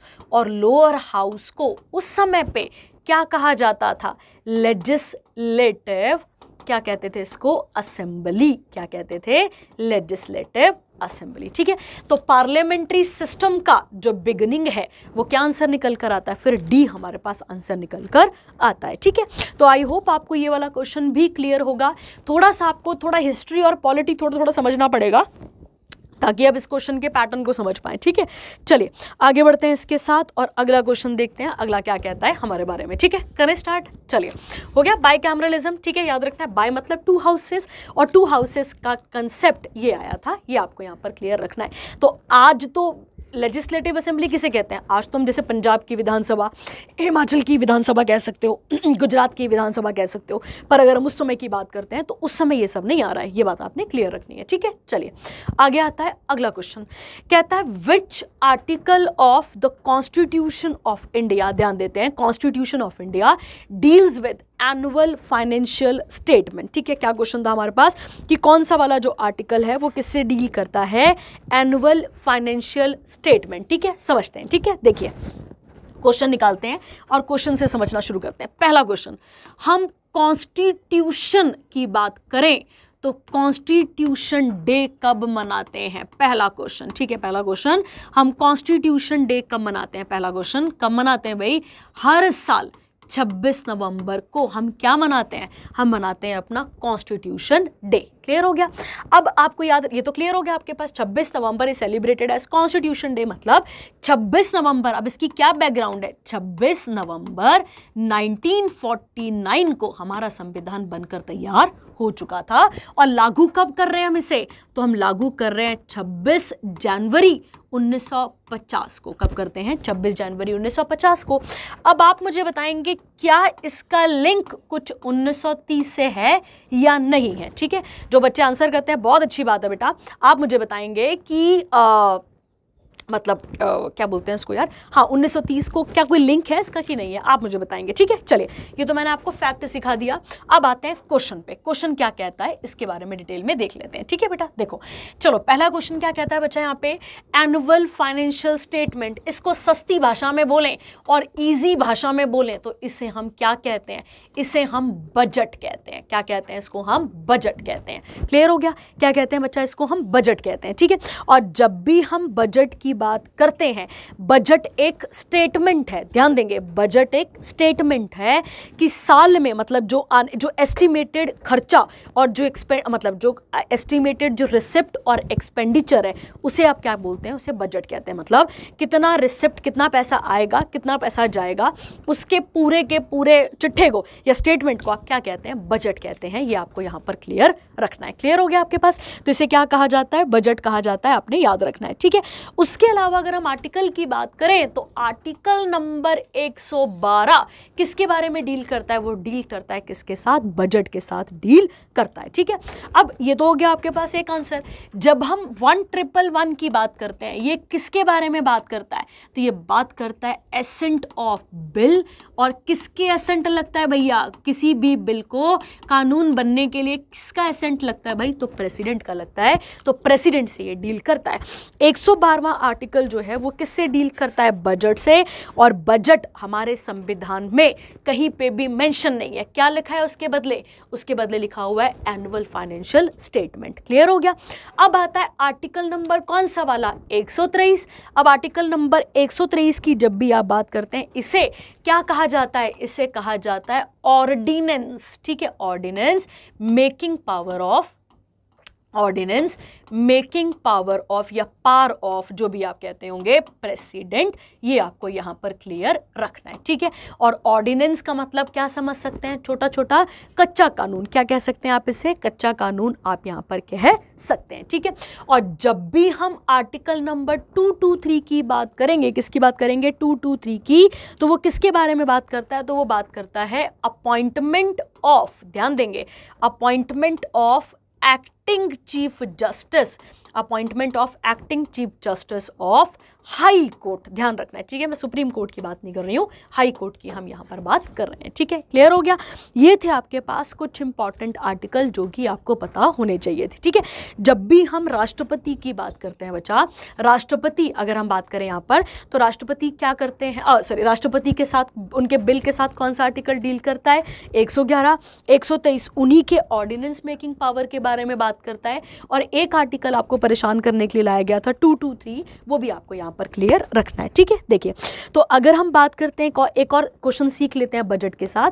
जो प्रेसिडेंट है वो हर फाइनेंशियल ईयर में क्या बनाते हैं, एनुअल फाइनेंशियल स्टेटमेंट को बनाते नहीं है, सॉरी, प्रेसिडेंट जो है वो हर फाइनेंशियल ईयर में जो एनुअल फाइनेंशियल स्टेटमेंट या बजट होता है उसको किसके सामने पेश करते हैं, पार्लियामेंट के सामने पेश करते हैं। ये आपको यहां पर क्लियर रखना है, ठीक है। चलिए, तो ये भी हो गया अपने पास क्वेश्चन। अब यहां से हमें एक चीज तो समझ में आ रही है कि प्रेसिडेंट वाला टॉपिक नहीं छोड़ के जाना है और जो पार्लियामेंट वाला टॉपिक है, क्योंकि पार्लियामेंट के अंदर ही आता है ये, ठीक है। ये टॉपिक हमें नहीं छोड़ के जाने हैं, ठीक है। चलिए अगला बढ़ते हैं। अगला आता है which of these layers of atmosphere consist of ozone layer that is responsible for absorbing UV rays भी कह सकते हैं, यूवी लाइट भी कह सकते हैं, ठीक है। देखो, हम बात करते हैं कि ये अपने पास अर्थ है, ठीक है। अगर हम बात करते हैं अर्थ की, तो अर्थ में जीवन क्यों पॉसिबल है भैया, क्योंकि इसके पास एक अपनी चादर है हवा की, और उस हवा की चादर को ही क्या कह देते हैं हम, उस हवा की चादर को हम कहते हैं एटमॉस्फेयर। क्या कहते हैं, चादर कह लो, कंबल कह लो, जो तुम्हारा दिल करे, ठीक है। क्या कहते हैं बेटा इसको, हम इसे हम कहते हैं एटमॉस्फेयर, ठीक है। अब एटमॉस्फेयर की जब आप बात करते हैं तो ध्यान देंगे, एटमॉस्फेयर की पहली इंपॉर्टेंट लेयर कौन सी आती है, तो वो कौन सी लेयर आती है, वो आपके पास आती है ट्रोपोस्फेयर। कौन सी आती है बच्चे, ट्रोपोस्फेयर आती है। ये आपको यहाँ पर क्लियर रखना है। मतलब ट्रोपोस्फेयर ऐसी लेयर है बच्चा, मतलब इसको आप एक तो पहले आप, सॉरी, इसे आप क्या बोल सकते हैं, lower most layer. Lower most क्यों बोल रहे हैं इसको हम, क्योंकि अर्थ से ऊपर चल रहे हैं। लोअर मोस्ट लेयर आ जाएगी आपके पास प्लस यहाँ सारी की सारी वेदर कंडीशंस देखी जाती हैं, मतलब बारिश, मौसम, फलाना डमकाना, ये सब इसके अंदर आ जाता है। किसके अंदर? ट्रोपोस्फेयर के अंदर आ जाता है। ठीक है, ट्रोपोस्फेयर के पास ही एक लाइन आती है और उस लाइन को कहा जाता है ट्रोपोपॉज। और ट्रोपोपॉज का मतलब हो गया कि जहां पे ट्रोपोस्फेयर क्या हो गई, ट्रोपोस्फेयर यहां पर रुक गई, आप यहां पर कह सकते हैं। ठीक है, क्लियर हो गया। अब आते हैं इसके बाद कौन सी वाली लेयर पे? तीसरी लेयर पे, सॉरी सेकंड लेयर आई ना, ये आपके पास कौन सी आ गई? फर्स्ट लेयर आ गई। सेकंड आती है बच्चा, सेकंड वाली का नाम आता है, सेकंड वाली को हम कहते हैं स्ट्रेटोस्फेयर। याद करो, ये क्वेश्चन मैंने आपको पहले भी बताया होगा शायद। स्ट्रेटोस्फेयर की जब हम बात करते हैं, इसी को क्या कहा जाता है? इसी को कहा जाता है ओजोनोस्फेयर। क्या कहा जाता है? ओजोनोस्फेयर। ठीक है, और अगर ओजोन गैस ना हो तो ये जो अपने पास यूवी रेज हैं, ये कहां पर एंटर करेंगी? अर्थ पे, और हमें स्किन कैंसर जैसी बीमारियां देखने को मिल सकती हैं। तो जो अगर हम बात करते हैं किसके बारे में? यूवी रेज के बारे में बात करते हैं। जो अल्ट्रा वायलेंट रेज आ रही है कहां से? सन से, जो कि हमारे लिए हार्मफुल है, वो कहां पर एब्जॉर्ब हो जाती हैं? कहां ऑब्जर्व हो जाती हैं? सारी की सारी, तो आपको याद रखना है स्ट्रेटोस्फेयर में ऑब्जर्व हो जाती हैं। ठीक है, और जब भी हम किसकी बात करते हैं स्ट्रेटोस्फेयर की, ये फ्लाइंग कंडीशंस के लिए, फ्लाइंग के लिए सबसे सूटेबल जगह कौन सी है? तो पूरा ऊपर वाला स्ट्रेटोस्फेयर तो नहीं, लोअर स्ट्रेटोस्फेयर आपने यहाँ पर याद रखना है। ठीक है, क्लियर हो गया। अब इसके अलावा 3 लेयर्स और हैं, वो भी मैं आपको बता देती हूँ। तो पहली कौन सी? ट्रोपो। ट्रोपो के बाद क्या हुई आपके पास? स्ट्रेटो। ठीक है, चलिए स्ट्रेटो के बाद अगर हम बात करते हैं तीसरी इंपॉर्टेंट लेयर कौन सी आती है, तो आपको याद रखना है तीसरी इंपॉर्टेंट आती है कौन सी वाली? मीजोस्फेयर। कौन सी आती है बच्चा यहाँ पे? मीजोस्फेयर। और जब भी आप मीजोस्फेयर की बात करते हैं, जो मीटियोर्स बर्नट होते हैं, ठीक है, मीटियोर्स जो बर्न हो जाते हैं, अगर बर्न हो गए तो ठीक है भैया, नहीं हुए तो फिर आते हैं। ठीक है, तो मीटियोर्स जो है वो जलकर यहाँ पर खत्म हो जाते हैं। चौथी लेयर का नाम होता है आपके पास आयनोस्फेयर। याद रखेंगे, जहाँ पे आयंस हमें देखने को मिलते हैं, जो हम इंटरनेट, रेडियो, कम्युनिकेशन जो भी हम कर पा रहे हैं वो सब इसकी वजह से है। और लास्ट लेयर कौन सी होती है बच्चा? तो लास्ट होती है एटमॉस्फेयर की लेयर, जिसे क्या कहा जाता है? एक्सोस्फेयर, जो कि बिल्कुल टॉप, ऐसा कह लो कि ये अर्थ, अर्थ के ऊपर ट्रोपो, ट्रोपो के ऊपर स्ट्रेटो, स्ट्रेटो के ऊपर मीजो, मीजो के ऊपर आइनो, और आइनो के बाहर कहाँ चली गई? एक्सो, और फिर एक्सो के बाद आ जाएगा आउटर स्पेस। ये आपको यहाँ पर क्लियर रखना है। ठीक है, चलिए हो गया आपके पास यहाँ तक का। एक और क्वेश्चन, चलिए आगे बढ़ते हैं, अगला क्वेश्चन देखते हैं। अगला आता है, greenhouse effect is produced due to the presence of excess amount of. अब यहाँ पे क्या पूछा था हमसे? ग्रीन हाउस गैस के बारे में पूछा गया था कि ग्रीन हाउस इफेक्ट क्या होता है। ठीक है, चलिए अब हम यहाँ पे बात करते हैं बेटा। ग्रीन हाउस इफेक्ट एक नेचुरल फिनोमिना है, पहला समझते हैं। ये एक नेचुरल फिनोमिना, समझाती हूं आपको। देखो फॉर एग्जाम्पल, ये अपने पास क्या जाती है बच्चा? ये अपने पास क्या जाती है? अर्थ आ जाती है। ठीक है, अब अर्थ के पास क्या आ रही है? सन से क्या आ रही है बच्चा? यहाँ पे सन से रेज आ रही है। समझिए इस बात को, सन से क्या आ रही है? अपने पास रेज आ रही है। कुछ जो रेज हैं बेटा, वो तो अगर हम बात करें वो तो है, वो तो हमारे लिए हार्मफुल भी है। तो यहाँ पर आपने याद रखना है कि एक पूरी गैसेस की पट्टी है, जिस पट्टी ने क्या कर रखा है? जिस पट्टी ने इस पूरी की पूरी जो सन से आने वाली जो पूरी की पूरी क्या है, जो गर्मी है, गर्मी कह सकते हो आप, है ना, जो सन से आने वाली रेज है, उन्हें ट्रैप करके रखा हुआ है। उस ट्रैप वाले पॉइंट को आप क्या कह देते हैं? ग्रीन हाउस इफेक्ट कह देते हैं। ठीक है, अब इसे याद करने का नमोनिक देखो, अगर इसकी कभी भी क्वेश्चन आ जाए आपके पास कि ग्रीन हाउस गैसेस को कैसे याद करेंगे, तो आप याद कर सकते हैं ओमीना। क्या याद रखेंगे आप यहाँ पे? ओमीना। ठीक है, यहाँ पे याद रखेंगे ओमीना, काजल लगाना। ठीक है, क्या था यहाँ पर फॉर्मूला? तो फॉर्मूला मतलब नमोनिक, तो आप याद रखेंगे ओमीना काजल लगाना। क्या आता है आपके पास यहाँ पे ऑप्शन? सॉरी, नमोनिक क्या आता है? सॉरी, ओमीना काजल लगाना। ठीक है, अब मैं आपको सिखा देती हूँ कि आप क्या क्या टिक करेंगे। ठीक है, अब देखिए, अब ओमीना काजल लगाना हमेशा याद रखना, क्योंकि इसके अलावा कोई गैस होगी तो आंसर गलत हो जाएगा। ठीक है, क्या पूछा था यहाँ पे? एक्सेस अमाउंट ओ से आपको याद रखना है कौन सी वाली बच्चा? ओजोन। ठीक है, कौन सी याद रखेंगे आप यहाँ पे? ओजोन। मीना से क्या आंसर आ जाएगा बेटा? मीथेन। मीना से तो नहीं, मी से क्या आ जाएगा? मीथेन, याद रखना है। और ना से क्या आ जाएगा आपके पास यहाँ पे? नाइट्रस नाइट्रस ऑक्साइड, क्या आ जाएगी आपके पास, नाइट्रस ऑक्साइड आ जाएगी। ये आपको याद रखना है, यहाँ पर क्या नाम आ गया इसका, नाइट्रस ऑक्साइड। और तीसरी काजल, काजल से तो वैसे कुछ नहीं है, सी से आप याद रखेंगे CO2 आपके पास आ जाएगी, ठीक है, याद रखेंगे आप CO2। और उसके बाद है जल, जल से अब हिंदी में जलवाष्प कहते हैं, मतलब वाटर वेपर, क्या लिखेंगे आप यहाँ पे, वाटर वेपर, ठीक है। तो आप ऐसे याद कर सकते हैं कि ओ मीना काजल लगाना। अब जरा ऑप्शन देखो क्या क्या है आपके पास यहाँ पे, ऑप्शन क्या कहते हैं हमारे पास, ऑप्शन देखिए, ऑप्शन था सल्फर डाइऑक्साइड, नाइट्रोजन डाइऑक्साइड, उसके बाद कार्बन मोनोऑक्साइड, और क्या था आपके पास यहाँ पर और क्या था, मीथेन। तो आंसर क्या निकल कर आना था, मीथेन, ठीक है। चलिए हो गया, लगाना से कुछ नहीं है, तुम काजल लगा लेना, पर ये लगाना, यहाँ पे लगाना से कुछ नहीं है, ठीक है। चलो आगे बढ़ते हैं, अगला क्वेश्चन। अगला क्वेश्चन मोस्ट इंपॉर्टेंट क्वेश्चन है। इसके लिए पहले आपको थोड़ा सा बेसिक्स पता होने चाहिए कि हमारे संविधान में क्या क्या चीज़ें लिखी गई हैं, ताकि हम क्वेश्चन पे गड़बड़ ना करें, ठीक है। चलिए देखते हैं इसके बारे में क्या पूछा गया था, देख लेते हैं, ठीक है। देखिए कहता है इलेक्शन कमीशन एडवाइज, अब ये तो हमें लग गया पता पहला क्वेश्चन कि इलेक्शन कमीशन किसी को सलाह देता है, किसको सलाह देता है, अगर हमें किसी को डिस्क्वालीफाई करना हो। और डिस्क्वालीफाई किसको करना है, डिस्क्वालीफाई करना है किसको, members of state legislature, easy भाषा में समझते हैं इसको, ठीक है। देखो बेटा, जब भी हम बात करते हैं किसकी, जब भी हम बात करते हैं मेंबरशिप की, ध्यान रखना, मेंबरशिप ऑफ स्टेट लेजिस्लेचर, ध्यान देना, मेंबर ऑफ स्टेट लेजिस्लेचर। अब मेरा पहला क्वेश्चन आपके पास जो बिल्कुल बेसिक से समझ रहे होंगे, मैं बिल्कुल बेसिक से समझा देती हूं इसको। जब भी हम स्टेट लेजिस्लेचर बोलेंगे, ध्यान दो, इंडिया में सेंटर लेवल पे अगर कानून बनाना हो तो कौन बना रहा है कानून, पार्लियामेंट बना रही है। वैसे ही स्टेट में अगर किसी बॉडी को कानून बनाने की पावर दी जाए तो उसे क्या कहेंगे आप, स्टेट लेजिस्लेचर, क्या बोलेंगे उसको आप, स्टेट लेजिस्लेचर। इसी स्टेट लेजिस्लेचर के अंदर आती है विधानसभा, क्या आती है बच्चा, विधानसभा, प्लस कुछ राज्यों में है हमारे पास विधान परिषद, क्या बोलेंगे आप इसे, विधान सभा और विधान परिषद, ठीक है। अब पहला क्वेश्चन तो हमारे दिमाग में आना चाहिए कि भाई डिस्क्वालीफाई, अब डिस्क्वालीफाई को इजी भाषा में समझते हैं। पहले तो ये समझ लेते हैं ना बेटा क्वालिफिकेशन क्या है, पहले तो हमें क्या पता होनी चाहिए यहाँ पे, पहले तो हमें पता होनी चाहिए क्वालिफिकेशन क्या है। जब हमें क्वालिफिकेशन पता होगी तभी तो हम डिस्क्वालिफिकेशन के बारे में बात करेंगे ना। तो पहले हम क्या सीख लेते हैं यहाँ पे कि अगर मुझे और आप को किसका मेंबर बनना है, MLA बनना है या MLC बनना है, MLA मतलब मेंबर ऑफ लेजिस्लेटिव असेंबली, और अगर MLC बनना है तो यहाँ पर बात पूछी गई है कि क्या क्वालिफिकेशन चाहिए, तो क्वालिफिकेशन और हमने क्या लिखा साथ में, डिस्क्वालिफिकेशन।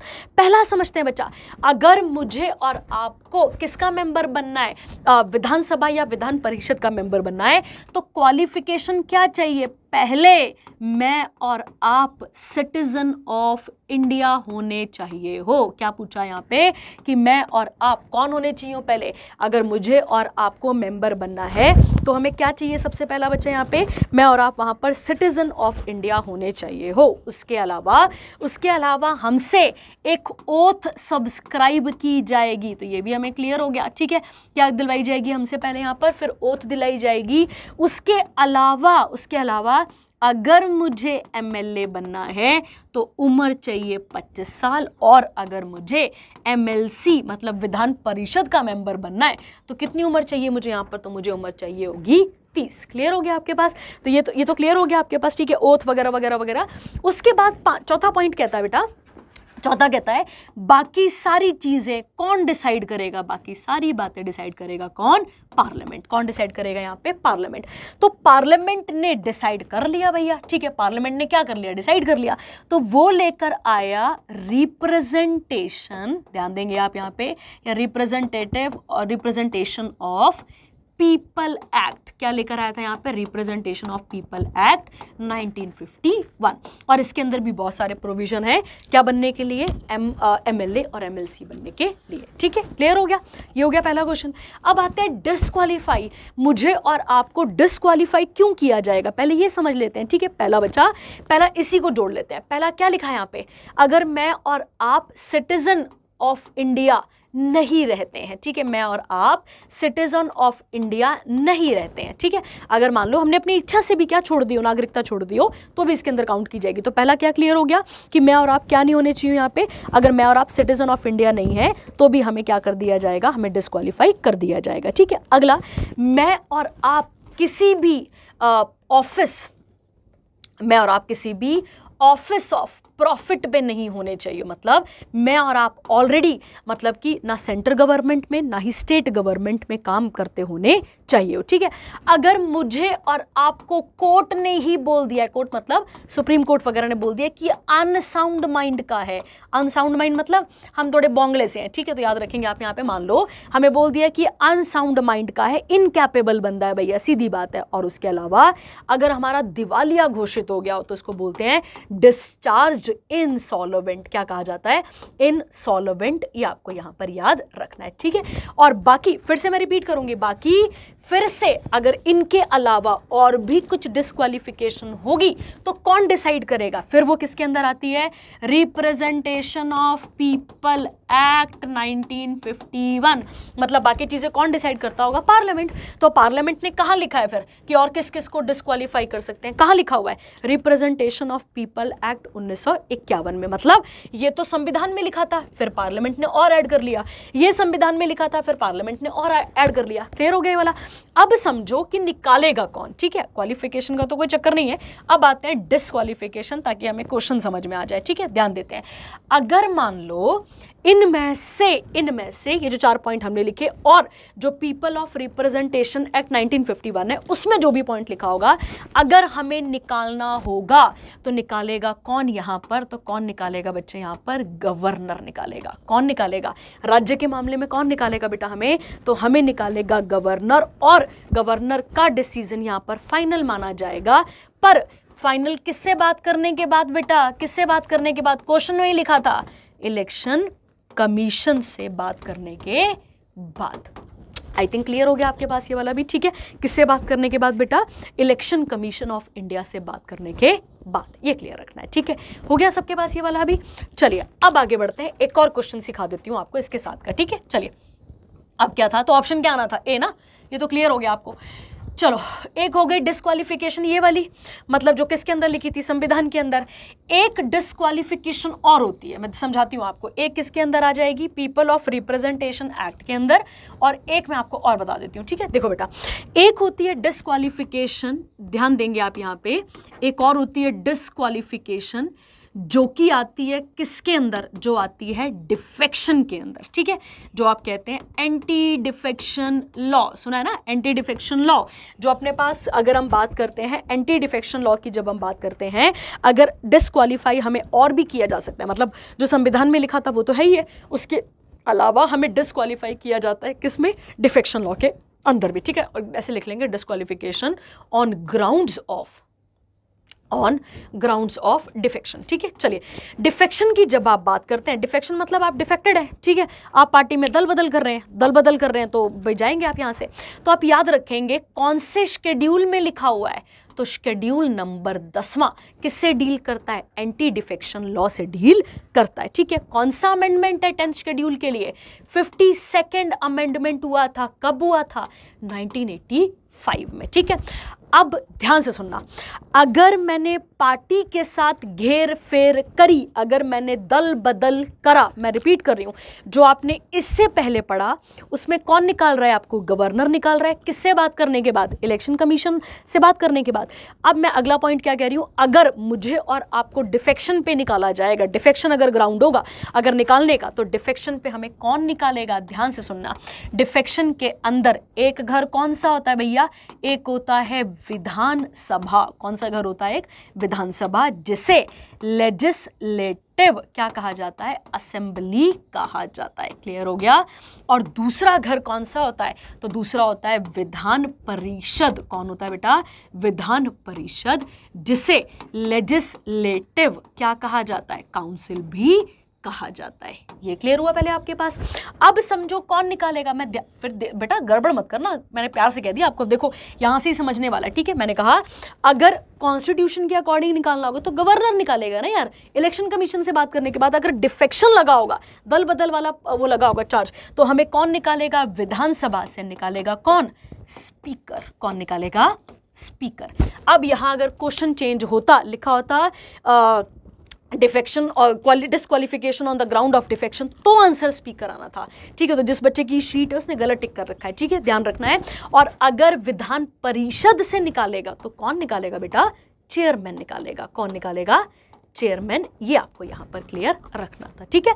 तो ये था इस क्वेश्चन का आंसर और क्या बोलते हैं हम इसको, ये आ जाएगा आपके पास इसकी एक्सप्लेनेशन, ठीक है। चलिए बढ़ते हैं आगे वाला। अगला आता है, for how much time a person who is not a member of either house of parliament. अब देखो जरा सा, समझो जरा सा, हम थोड़ा सा फैक्ट से ही पकड़ते हैं। पहला फैक्ट क्या कह रहा है यहाँ पर, पार्लियामेंट के बारे में बात कर रहा है, ठीक है। तो जब भी हम पार्लियामेंट के बारे में बात करते हैं, ध्यान से सुनेंगे, पार्लियामेंट हमारे इंडिया का कौन सा ऑर्गन है भैया, तो ये हमारे पास लेजिस्लेटिव ऑर्गन है। ऑर्गन को आप बॉडी भी कह सकते हैं, क्लियर हो गया। मतलब कानून बनाने वाली बॉडी कौन सी है, तो वो कौन सी है, पार्लियामेंट है। जब भी हम पार्लियामेंट बोलते हैं, पार्लियामेंट किस किस से मिलकर बनती है, तो क्या नाम आएगा, नाम आएगा काउंसिल ऑफ स्टेट्स। अब आप बोलेंगे हमने तो नहीं पढ़ा भैया ये वाला, कोई बात नहीं, ठीक है, काउंसिल ऑफ स्टेट्स आ जाएगा आपके पास, ठीक है। दूसरा आ जाएगा लोअर हाउस भी कह सकते हैं इसे, और लोअर हाउस को ही हम और क्या कह सकते हैं यहाँ पे, और क्या कह सकते हैं इसे, हाउस ऑफ पीपल भी कह सकते हैं आप इसे, ठीक है, हाउस ऑफ पीपल भी आप इसे कह सकते हैं, क्लियर हो गया। और तीसरा कौन आता है बच्चे, तो तीसरा आता है कौन, प्रेसिडेंट, ठीक है। अब देखो ध्यान से भैया, प्रेसिडेंट ना राज्यसभा का मेंबर ना लोकसभा का मेंबर, ध्यान देंगे, ना ये राज्यसभा का मेंबर और ना ही ये किसका मेंबर है, लोकसभा का मेंबर है, but still he is considered as the organ of, organ मतलब ऑर्गन या फिर पार्ट ऑफ पार्लियामेंट इसे कहा जाता है, ठीक है, क्लियर हो गया। ध्यान देना, ना दोनों में से किसी का मेंबर नहीं होता। अब समझो, हमने ये पार्लियामेंट का कंसेप्ट पूरा का पूरा कहाँ से कॉपी करा होगा, तो ध्यान देते हैं कहां से कॉपी करा था, तो ये हमने कॉपी करा था, इंग्लैंड लिख लो या ब्रिटेन कॉन्स्टिट्यूशन लिख लो, एक ही बात है, ठीक है, क्लियर हो गया आपके पास।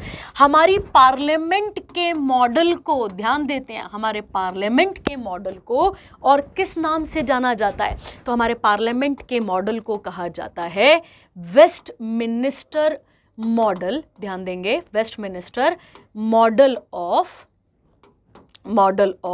गवर्नमेंट इसे कहा जाता है। ये भी क्लियर हो गया हमारे पास।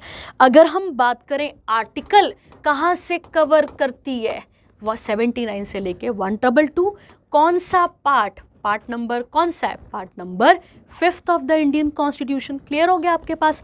अब समझते हैं क्वेश्चन के साथ, ठीक है, थोड़े से हमने फैक्ट सीख लिए, अब देख लेते हैं इसके साथ पे और क्या क्या क्वेश्चन हमारे पास बन सकते हैं, ठीक है। देखिए, सुप्रीम कोर्ट कहता है, ध्यान से सुनेंगे, ठीक है, सुप्रीम कोर्ट कहता है कि जो, अगर हम बात करें, अ पर्सन, कोई भी व्यक्ति जो दोनों सदनों का मेंबर ना हो, ना वो राज्यसभा का मेंबर है ना ही वो लोकसभा का मेंबर है, याद रखना है आपने, उसे भी अपॉइंट किया जा सकता है, उसे भी अपॉइंट किया जा सकता है एज अ प्रधानमंत्री और एज अ मंत्री। ध्यान देंगे, एज अ प्रधानमंत्री और एज अ मंत्री, दोनों में से कुछ भी जो बनाना होगा। कितने महीने के लिए भाई, 6 महीने के लिए। कितने महीनों के लिए, 6 महीने के लिए। ये आपको यहाँ पर क्लियर रखना था, ठीक है। ये थंब रूल है, मैक्सिमम में 6 महीने भैया, मैक्सिमम में 6 महीने, तो तुक्का भी मारोगे थोड़ा तो 6 महीने लग जाएगा आपका। तो क्या आंसर आएगा इसका, 6 मंथ आपको यहाँ पर क्लियर रखना पड़ेगा। पर ध्यान देंगे, पर यहाँ पे क्या बोला है, उसको 1 महीने के अंदर, क्या बोला गया है, विद इन, अगर हम बात करें इसे, मतलब अगर हम बात करें यहाँ पे, तो इसे क्या करना पड़ेगा, इसे जल्द से जल्द 1 महीने के अंदर किसी भी सदन की मेंबरशिप को लेना पड़ेगा, चाहे राज्यसभा का मेंबर बन जाए, चाहे लोकसभा का मेंबर बन जाए, नहीं तो ये प्रधानमंत्री के पद से और मंत्री के पद से हटाया जा सकता है। क्लियर हो गया आपके पास? चलिए अब आते हैं इसके साथ एक दो चीज़ें और मैं आपको बता देती हूँ। अब ऐसे कौन कौन से हमारे प्रधानमंत्री हुए जो कि किस घर से बिलोंग करते थे? राज्यसभा से। वैसे तो मैक्सिमम लोकसभा से ही आते हैं, पर कुछ ऐसे हुए जो कहाँ से आते हैं अपने पास? राज्यसभा से। उसमें से एक नाम आता है आपके पास इंदिरा गांधी। ठीक है, याद रखेंगे आप। कौन आती हैं आपके पास यहाँ पे? इंदिरा गांधी। और इंदिरा गांधी की जब आप बात करते हैं तो ये किसकी मेंबर थी? राज्यसभा की। आपको यहाँ पर क्लियर रखना है। उसके अलावा कब की बात कर रहे हैं? ये 1966। उसके बाद आते हैं देवे गौड़ा। ठीक है, गौड़ा भी पढ़ते हैं जो आप पढ़ना चाहें। ठीक है, देवे गौड़ा की अगर हम बात करें तो 1996 याद रखेंगे आप। ये भी कहाँ से थे? राज्यसभा से। उसके अलावा मनमोहन सिंह, कौन आते हैं अपने पास? मनमोहन सिंह, याद रखना है आपने। और इनकी अगर हम बात करें तो 2004 में ये क्या बने थे हमारे पास? प्रधानमंत्री। कहाँ से? राज्यसभा से। ठीक है, चलिए हो गया क्वेश्चन। चलिए अगला आता है which one of the following. अब थोड़ा सा ना इस क्वेश्चन को समझने के लिए आपको अपना व्यू थोड़ा सा खोलना पड़ेगा। ठीक है, ध्यान देते हैं। ये क्वेश्चन कहाँ से आ रहा है हमारे पास? फंडामेंटल राइट से आ रहा है। और क्या क्वेश्चन है इसको समझते हैं। Which one of the following is out. Out मतलब क्या हो गया? बाहर है। किसके परव्यू से? परव्यू मतलब किसके दायरे से बाहर है। दायरा क्या पूछा गया है कि जो आर्टिकल नंबर 21 है उसके दायरे के बाहर यहाँ पे कौन सी चीज आती है। तो क्या क्या लिखा हुआ है? Capital punishment. क्या लिखा है? फांसी मिल सकती है। चलो कोई बात नहीं, बात करते हैं। सेकंड क्या लिखा है? Right to livelihood. थर्ड क्या लिखा है? Sexual harassment of women at work place. और तीसरा क्या लिखा हुआ है? Right to life. क्या लिखा हुआ है यहाँ पे? Right to life. चलिए इसके बारे में बात कर लेते हैं ध्यान से। ठीक है, देखिए बच्चा, जब हम इंडियन कॉन्स्टिट्यूशन के अंदर क्या पढ़ रहे होंगे? जब हम पढ़ रहे होंगे फंडामेंटल राइट्स। क्या पढ़ रहे होंगे? Fundamental rights. तो पार्ट नंबर कौन सा चल रहा होगा? पार्ट नंबर 3 चल रहा होगा। और आर्टिकल नंबर 12 से लेकर 35 तक किसके अंदर आ जाएंगे? ये आ जाएंगे फंडामेंटल राइट्स के अंदर। क्लियर है? अगर हम बात करें इसी पार्ट 3 को और किस नाम से जाना जाता है? Magna carta. किसे कहा जाता है इसे? Magna carta of Indian constitution किसे कहा जाता है। क्लियर हो गया? ये वाला भी आपके पास 3 क्वेश्चन बन गए। ओरिजिनली, जब भी हम पॉलिटी की भाषा में ओरिजिनली की बात करते हैं, जब संविधान बना था तो टोटल कितने FR थे? फंडामेंटल राइट्स थे 7 थे। पर एट प्रेजेंट कितने हैं? तो आप याद रखेंगे एट प्रेजेंट कितने आते हैं बच्चा अपने पास? एट प्रेजेंट आते हैं 6। कितने आते हैं? 6। क्लियर हो गया आपके पास? ध्यान देंगे। Fundamental rights part number 3 article number 12 से 35। Magna carta of Indian constitution इसे कहा जाता है। ओरिजिनली कितने फंडामेंटल राइट थे? 7। और अगर हमसे पूछा जाए तो हम बात करें एट प्रेजेंट कितने हैं, तो 6 हमारे पास आंसर निकल कर आ जाता है। ठीक है, ये हो गया आपके पास फैक्चुअल जो आप सीख सकते थे इसके साथ का। और एक दो चीज़ों के बारे में और बात कर लेते हैं। ठीक है, देखिए अब आता है सबसे पहला, अगर हम बात करें, ठीक है, इस क्वेश्चन आपको समझा देती हूँ, इजी भाषा में समझ जाएंगे, कोई भारी बात नहीं है। ठीक है, देखिए अब पढ़ लेते हैं इसके बारे में और देखते हैं कौन कौन सा फंडामेंटल राइट हमारे पास आता है। ठीक है, देखिए पहला कौन सा आता है? तो पहला आता है बच्चे राइट टू इक्वालिटी। सबसे पहले किसके बारे में बात करता है? सबसे पहले बात करता है किसके बारे में बच्चा? राइट टू इक्वालिटी के बारे में बात करता है। राइट टू इक्वालिटी की जब भी हम बात करते हैं तो आर्टिकल नंबर 14 से लेकर 18 तक वो डील करता है किसके साथ? राइट टू इक्वालिटी के साथ। अगला आता है अपने पास कौन सा वाला बच्चे? तो अगला आता है राइट टू फ्रीडम। कौन सा आता है? Right to freedom. और फ्रीडम की जब भी हम बात करते हैं आर्टिकल नंबर 19 से लेकर 22 तक किससे डील करेगा हमारे पास? राइट टू फ्रीडम से बात करता है। ठीक है, उसके बाद तीसरा अगर हम बात करें तो आता है राइट अगेंस्ट एक्सप्लॉयटेशन। किसके बारे में बात करता है? Right against exploitation. ये आपको याद रखना है। आर्टिकल नंबर 23 और 24 किसके साथ डील करता है? राइट अगेंस्ट एक्सप्लॉयटेशन के साथ बात करता है। ठीक है, उसके बाद है राइट टू फ्रीडम। ध्यान देंगे आप यहाँ पे, right to freedom of religion. ध्यान देते हैं, right to freedom of religion. ध्यान देंगे, right to freedom of religion की जब आप बात करते हैं तो ये आता है कौन सा वाला आर्टिकल? आर्टिकल नंबर 25 से लेकर 28 तक। ये आपको यहाँ पर क्लियर रखना है। 4 हो गए। 5वां अपने पास आता है कौन सा वाला? कल्चरल। ध्यान देंगे आप यहाँ पे, कल्चरल एंड एजुकेशनल राइट हमारे पास निकल कर आता है, ठीक है। तीसरा कौन सा आता है अपने पास, सॉरी तीसरा नहीं है, पांचवा है, ठीक है। पहला कौन सा हुआ, पहला हुआ right to equality, right to freedom, right against exploitation, right of freedom, हाँ ऐसे पढ़ेंगे ना, right to freedom, sorry right to freedom of religion आ जाएगा।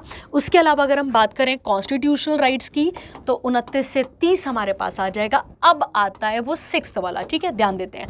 6th वाला आता था बच्चे राइट टू प्रॉपर्टी। कौन सा आता था, राइट टू प्रॉपर्टी। और ये प्रॉपर्टी वाला जो है वो कौन सा आर्टिकल था, आर्टिकल नंबर 31 था। अब आता है 7वां, 7वें को कहा जाता है राइट टू कॉन्स्टिट्यूशनल, क्या कहा जाता है इसे, राइट टू कॉन्स्टिट्यूशनल रेमेडीज इसे यहाँ पर कहा जाता है, ठीक है। और इसकी जब हम बात करते हैं तो आर्टिकल नंबर 32 ये हमारे पास निकल कर आता है। तो ये कुछ राइट थे अपने पास। अब समझो कौन सा वाला डिलीट हो गया होगा इसमें से, तो डिलीट हुआ कौन सा वाला, 6वां वाला, ठीक है। और इसे कौन सी अमेंडमेंट से डिलीट किया गया, 44th अमेंडमेंट 1978।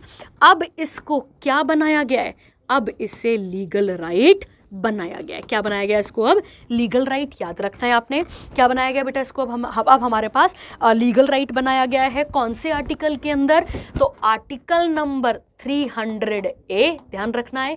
और पार्ट नंबर संविधान का कौन सा वाला, पार्ट नंबर 12 ये आपने यहाँ पर याद रखना है, ठीक है। ये हो गया हमारे पास क्लियर। अब हमें ये तो समझ में आ गया कि कितने फंडामेंटल राइट हैं और जिन बच्चों ने पहले पढ़ा हुआ है अच्छे तरीके से उनके लिए रिवीजन हो गया, ये क्लियर हो गया हमारे पास। अब आते हैं क्वेश्चन के साथ, और क्वेश्चन क्या कहना चाहता था इसके बारे में थोड़ी सी बातें कर लेते हैं, ठीक है। और आप मुझे बताएंगे इनमें से किसे कहा जाता है हार्ट, हार्ट वो दुखी होने वाला हार्ट नहीं, ठीक है, वो हर्ट होता है वैसे, हार्ट एंड क्या बोलते हैं सोल ऑफ इंडियन कॉन्स्टिट्यूशन किस आर्टिकल को कहा जाता है, ठीक है, आप मुझे बताएंगे, ठीक है। और कितने रिट हैं अपने पास, आप मुझे बताएंगे। 5 रिट हैं, 5 रिट के नाम आपके पास होने चाहिए, ठीक है। चलिए अब कहता है बच्चे यहाँ पर, अब समझते हैं आर्टिकल 21 क्या कहना चाहता है। आर्टिकल 21 कौन सा वाला है, ये वाला ना। तो आर्टिकल 21 क्या कहना चाहता है समझते हैं। यहाँ पे कहना चाहता है, ये कहता है कि इट डिक्लेयर्स, मैं पूरा लिखती हूँ पहले ताकि आपको समझ में आ जाए। इट डिक्लेयर्स डैट, ध्यान देंगे आप यहाँ पे, आर्टिकल नंबर 21 कहता है it declares that no person shall be deprived, shall be deprived, ध्यान देंगे, शैल बी डिप्राइव्ड आना था ना, शैल बी डिप्राइव्ड, ध्यान देंगे, declares that no person shall be deprived of his life and personal liberty. क्या लिखेंगे आप यहाँ पे, पर्सनल लिबर्टी एक्सेप्ट, अब ये लाइन आई इंपॉर्टेंट वाली, ठीक है, एक्सेप्ट क्या है यहाँ पे, except procedure established by law.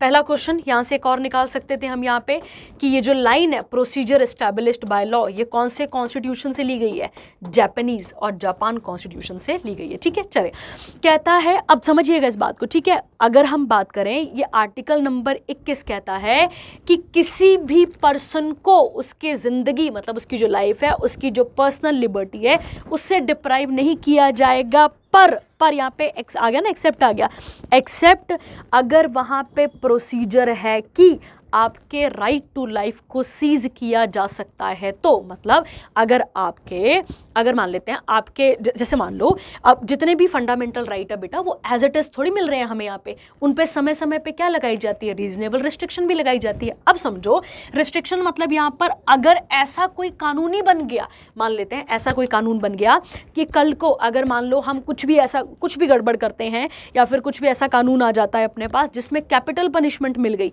मतलब अगर मान लो ऐसा कोई कानून आ गया कि फांसी दे दी जाएगी किसी भी XYZ केस में, तो फिर हम बोलेंगे वहां जाकर नहीं हमें तो भैया जीने का अधिकार था, तो कहाँ जीने का अधिकार मिला, क्योंकि क्या लिखा, कानूनी क्या बन गया, कानून बन गया कैपिटल पनिशमेंट का। तो आपको ध्यान रखना है आर्टिकल 21 का दायरा बहुत बड़ा है, उस आर्टिकल 21 के दायरे के अंदर बहुत सारी चीजें लिखी गई हैं जिसमें लिखा गया है राइट टू लाइफ, हमें जीने का अधिकार है, sexual harassment of women at work place ये भी लिखा गया है, मतलब औरतों को अपनी डिग्निटी के साथ जीने का अधिकार है। उसके अलावा आजीविका चलाने का अधिकार है, आजीविका मतलब जैसा मैं और आप चाहें अपनी आजीविका को चला सकते हैं, ठीक है, पढ़ जैसा भी आप चलाना चाहें। उसके बाद वहां क्या नहीं लिखा हुआ बच्चा, वहाँ पर नहीं लिखा हुआ कैपिटल पनिशमेंट, कहीं नहीं लिखा हुआ वहाँ पे कि आपको फांसी दे दी जाएगी, ऐसा कहीं नहीं लिखा हुआ है आर्टिकल नंबर 21 के अंदर, ठीक है।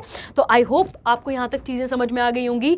ये कौन सा वाला था आपके पास यहाँ पे, ये था एक्साइज का प्रीवियस ईयर पेपर 2023 का। आई होप आपको क्वेश्चन क्लियर हो चुके होंगे। Thank you, have a nice day.